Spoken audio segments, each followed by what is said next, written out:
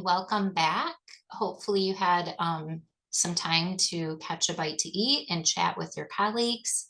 I just would like to start this afternoon off with a couple important announcements before we move into our afternoon learning. We are very excited to say that our next two Coaching Network quarterly meetings will be in person at Saginaw Valley State University. We understand that this is a blessing for some, but also a challenge for others. So there will be a hybrid option. So if you can't make it in person to Saginaw Valley, especially knowing February 5th is often a tricky date with weather, please know you'll still have a quality experience in the hybrid setting.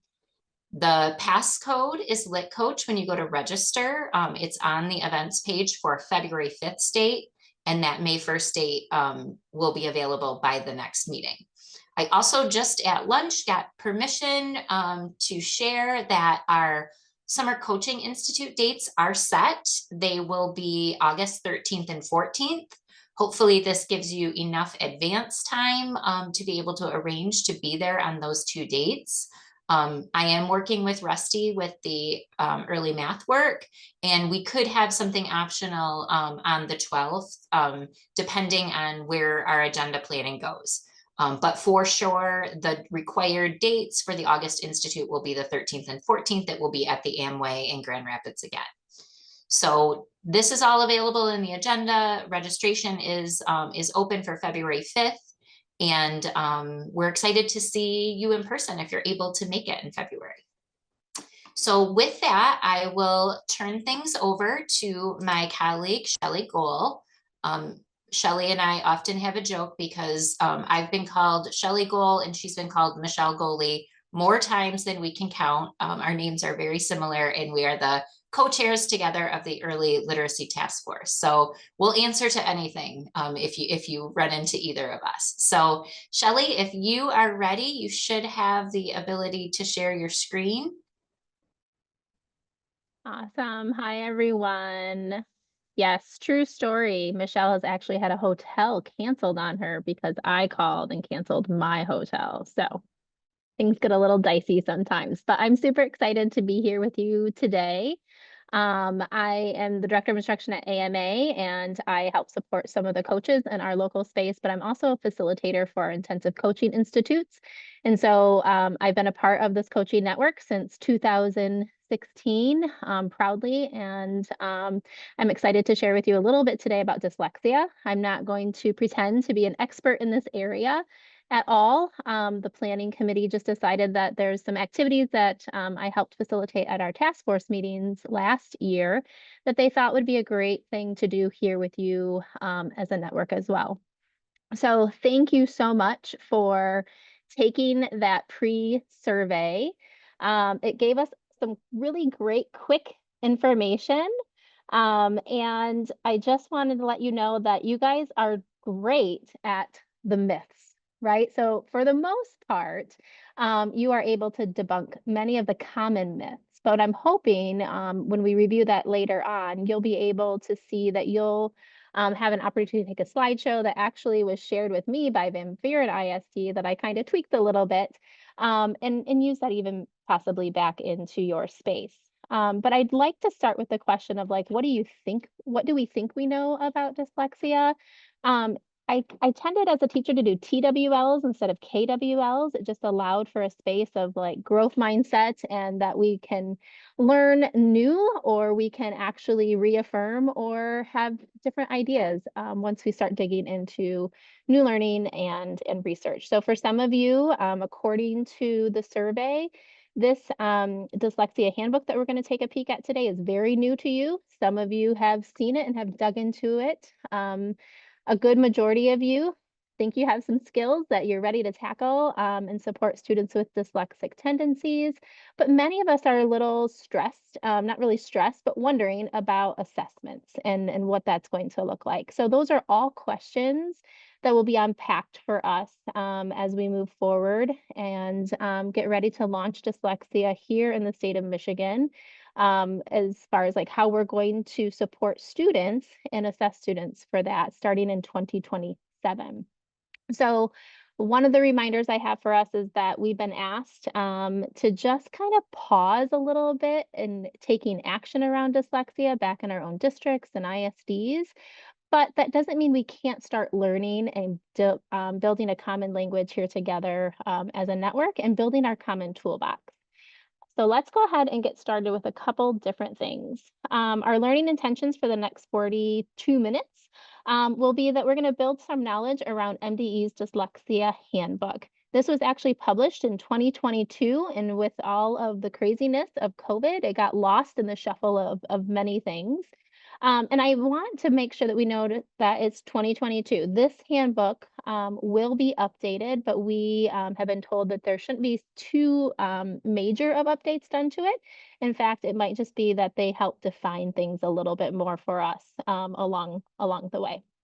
We're also going to review and pull out a couple of our essentials from pre-K all the way to fifth grade that are already at our fingertips, and that these good practices do support and could be beneficial for students who exhibit dyslexic tendencies. I'm going to share with you the myths and truths presentation. We'll just kind of go over those quickly. And then I'm also going to give you access to a landing page, which will be a common resource for all of us as a network that will continue to grow over the next year or two. There's legislation in there, there's articles in there, and even some recorded webinars that you'll have access to. All right, so let's dig in.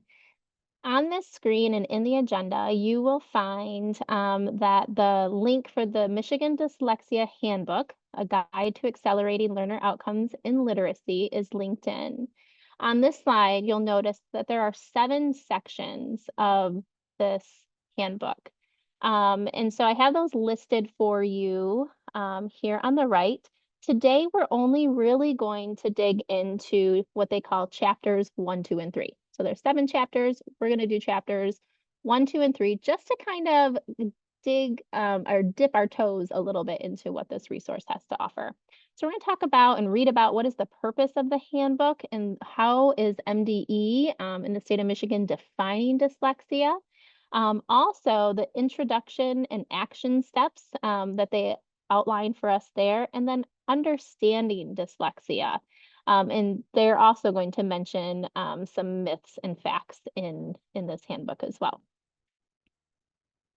All right, so the first thing we want to do is give you time to read. We know that you are all very busy in your own spaces, and so we want your professional learning space for you to give you time to dig into some things.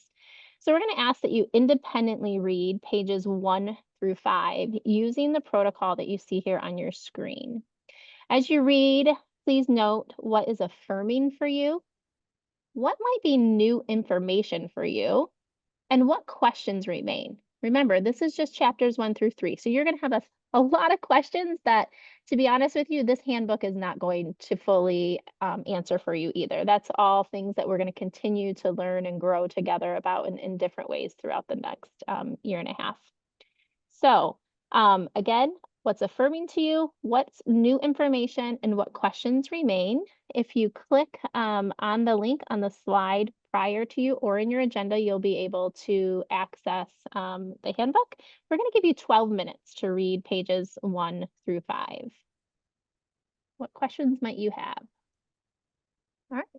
Let's go ahead and turn off our screens. That way I will set a timer, and at the end of 12 minutes, we'll have you turn your screens back on. And if you are in your local spaces, we can go ahead and those coordinators can choose how you're going to read that together.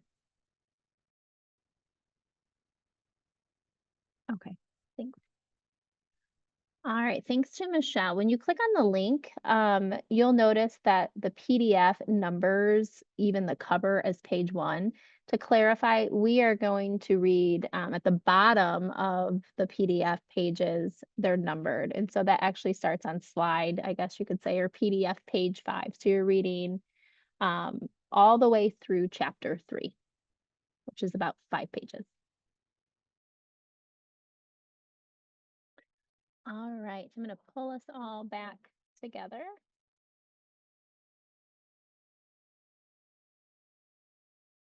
All right, so I hope you had a few minutes to kind of just get a quick introduction to this handbook and really its purpose.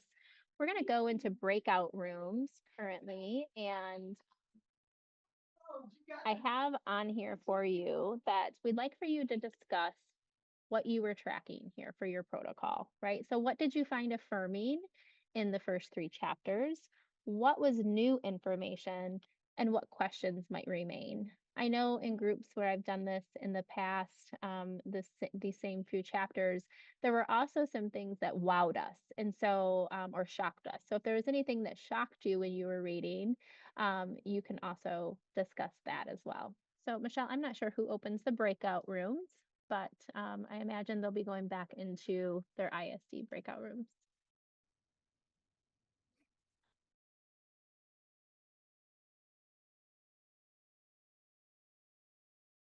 All right, we have all of our friends coming back from, I'm assuming and hoping from their robust conversations. I know I joined my coaches and we were kind of able to hear their thoughts. And man, we have a lot of questions, that's for sure.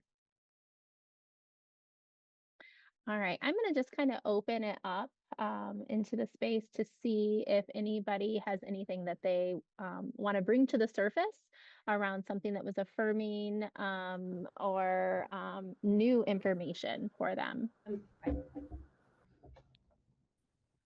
Anyone brave?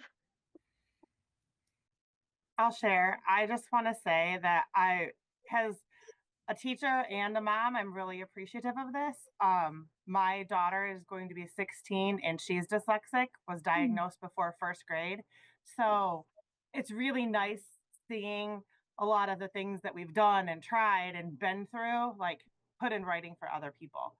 Like Awesome. it's just it's really nice. So Yeah, it's kind of one of those hidden diagnoses, right? yeah. And we talked in my group about just even we as teachers in our teacher spaces, we didn't really know a lot about dyslexia or it hasn't been in our learning or our forefront. And the handbook does talk about, all the learning that we need to do for teachers and coaches too.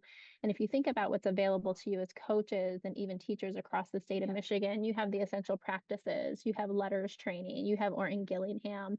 That's like going to be a really great suite of learning and tools and strategies for all of us to consider as we kind of move into this space.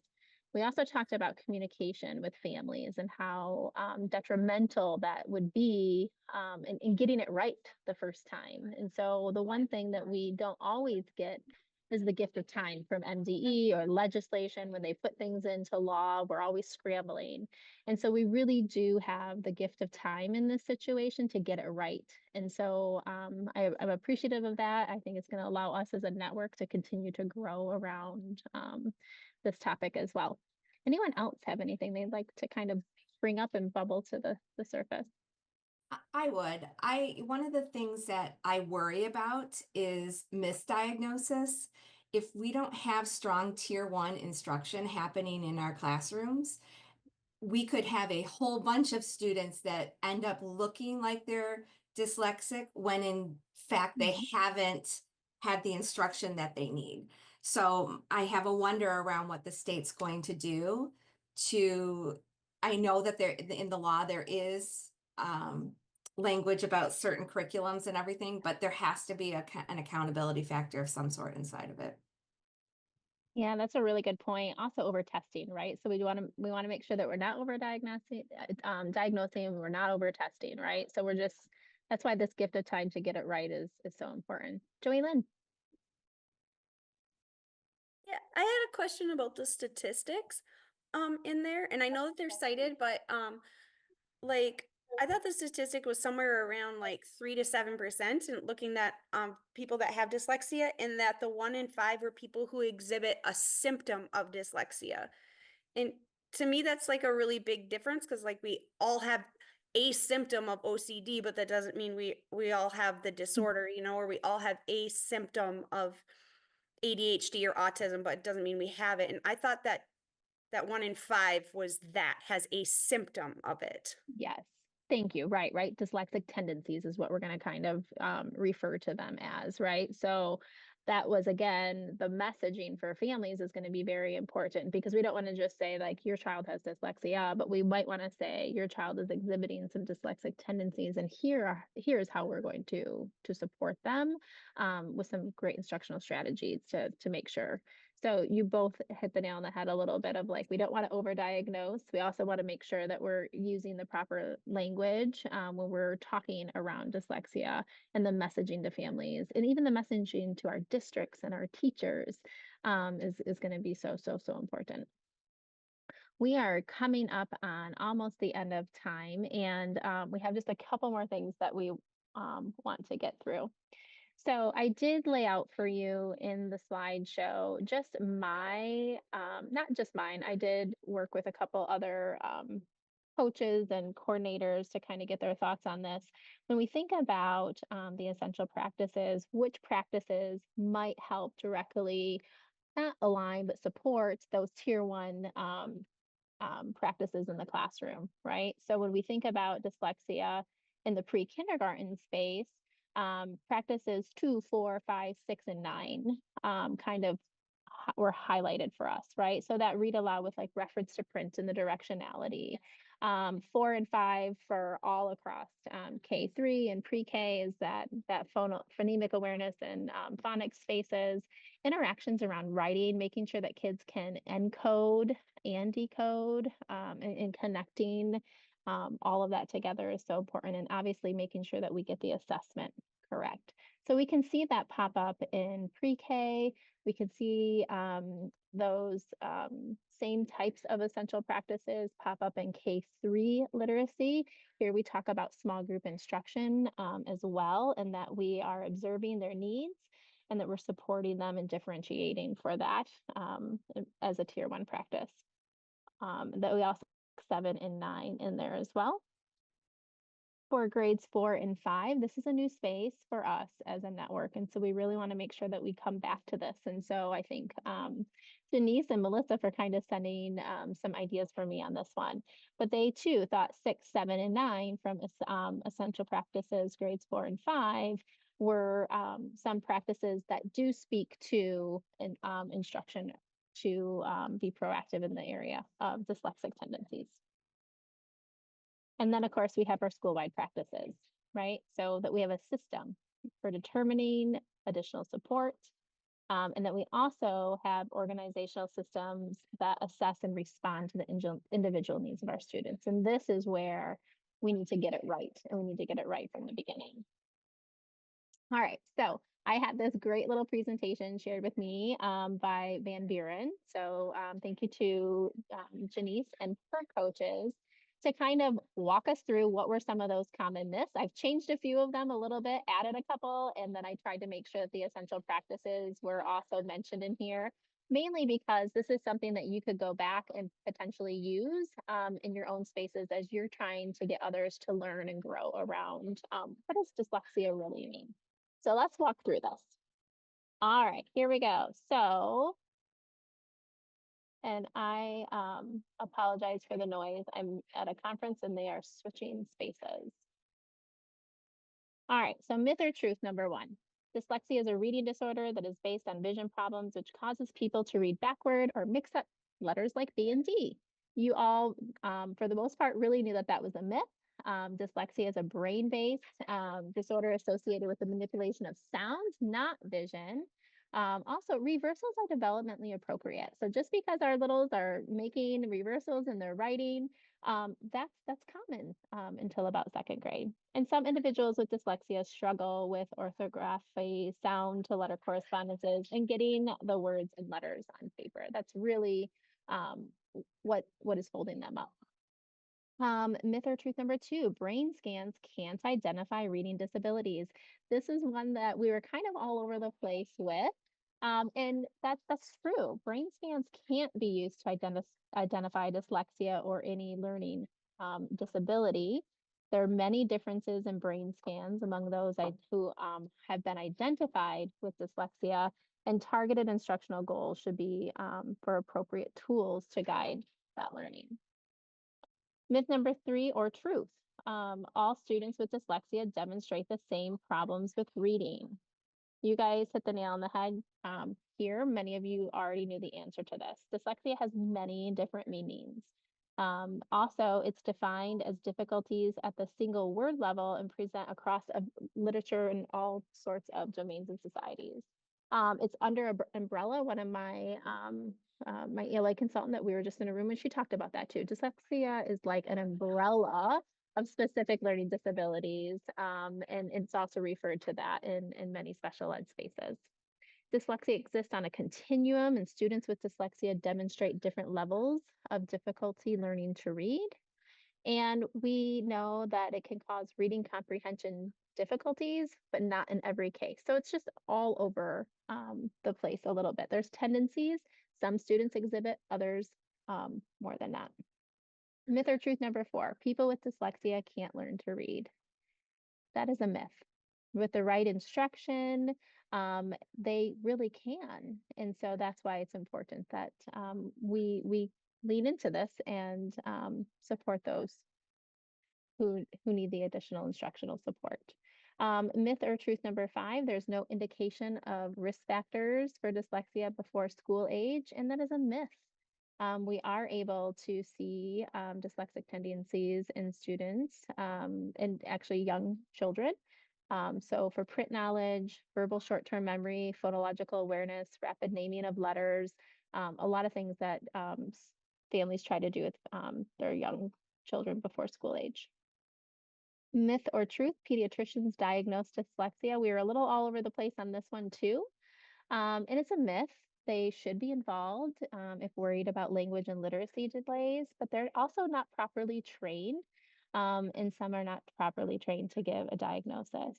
So, but parents and caregivers can ask for resources from their doctor in regards to literacy and language development. But they're definitely not the go-to necessarily for dyslexia. All right. Oh, I skipped one, it looks like, or I moved one around. All right. Myth number 8. Educators need training in order to be able to improve reading skills, and you all knew that. I apologize here. So knowing how students acquire reading skills is important, and all components of reading can be affected by dyslexia. It is important that we are versed, that our teachers are versed in all areas of reading instruction. And educators can impact reading at home. Most of you were yes on this, and you are absolutely, it's true. So we can model good reading practices for parents. We can make high interest reading materials to send home. We can use audiobooks and help parents know how to discuss with reading and encourage parents to read with their child. I feel like the My Family Engagement Center work ties directly to this as well. And I hope that you, for those of you who are familiar with that work in family engagement, you can see the connections in even the handbook about that partnership with families. And so that also might be a group that we want to include in knowing how to engage with our families better. And intelligent people cannot have dyslexia. That is a myth. Dyslexia impacts a range of cognitive skills and those with average and above average intelligence. All right, so that brings me to the end of that. And the last thing I wanted to share with you today is this resource. Are you all seeing the screen? It says Dyslexia landing page. So on the screen, there's just a couple reminders. I know last month they had shared with you Dr. Severson's letter about just like, let's pause and wait. MESA does have a group that has come together and they are unpacking the legislative language and trying to work alongside at MESA, but also partnering a little bit with MDE around what is it that we need to be doing to support our districts and schools and teachers to be prepared and ready for the implementation of this law. You also will note at this bottom bullet here, there is a virtual dyslexia summit on January 31st. I know many in this space are probably already signed up for that, but if not, the link is there for you. This middle bullet page is going to take you to a landing page that I started. And if you have things that you think would be great to add to this, send them my way. I'll get them added for you. But here it's just that common definition of how are we defining dyslexia. And it comes directly from the handbook, but also just a quick resource for you so you can find the guidance and legislation that exists. So you'll have the handbook in here, the actual dyslexia bill, some webinars and recording and trainings. These are things that have been shared in the past that were shared with you last year that I re-added, but there's a couple new ones as well. So ILA down here, and I believe, yes, right here. These bottom two I found and viewed the other day, and they were very interesting. So you have access to ILA. If you don't have access to ILA, we're going to talk to you about how you can get that at the end of today's session. But these are two free pre-recorded things that you can go back to that would give you a wealth of information. And then again, articles to explore. So we'll continue adding to this, and our time about learning about dyslexia has come to an end. So I hope you all have a great afternoon. Thank you, Shellie. I'm gonna share my screen really quick here so we can think about what is next in our learning. So I did just want to kind of close out that dyslexia learning with just reiterating a bit about what Shellie said.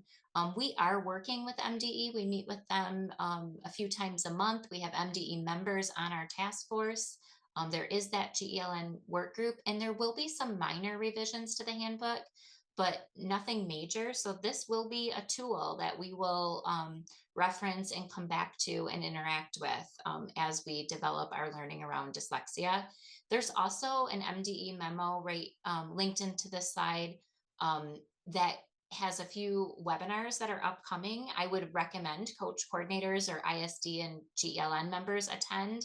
It's around 35M and 35N and the new legislation with dyslexia that should just be informative. So that MDE memo came out just before Thanksgiving, and I know a lot of people are already registered for that.